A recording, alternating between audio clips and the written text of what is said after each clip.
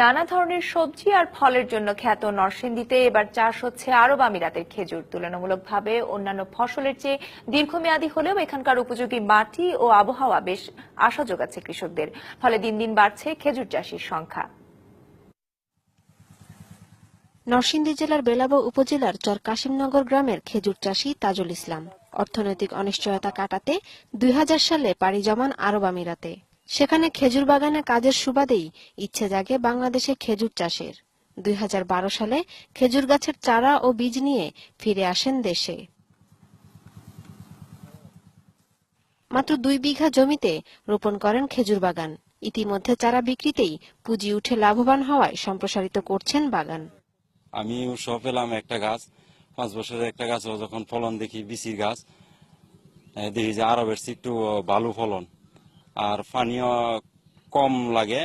বাংলাদেশে তো বৃষ্টি আছে, উঁচা জমির জন্য এটা খুবই কার্যকরী। তাজুল ইসলামের সফলতা দেখে এলাকার অন্যান্য চাষিরাও আগ্রহ প্রকাশ করছেন আমিরাতের খেজুর চাষে। জেলা ও জেলার বাইরের চাষিরা চারা সংগ্রহ করে গড়ে তুলছেন বাগান। বিচি নিলাম তাজুল ইসলাম গাছ থেকে। 11 শতাংশ জমির মাঝে চাষ করছি। গাছের অবস্থা ভালো। মানুষে তার খেজুর গাছ মানুষের চারা নেয়। অনেক জেলাতে চারা নিচ্ছে, আর আমরা দেশও করছে, আমরা দেশও বা আরো করাম।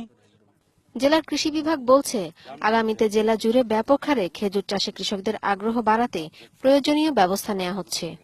এবং সে 15,000 চারা সে উৎপাদন করে কৃষকদের মাঝে সে বিতরণ করছে। সে যে জ্ঞানটা অর্জন করছে সেই জ্ঞানের সাথে সাথে আমাদের উপসহকারী কৃষি অফিসার পরামর্শ দেয়। কৃষি বিভাগের আরো নজরদারি ও প্রয়োজনীয় তথ্য সহায়তা পেলে আরব আমিরাতে খেজুর চাষ নরসিংদীতে সম্প্রসারিত হবে, এমনটাই প্রত্যাশা এখানকার কৃষকদের। DBC news desk.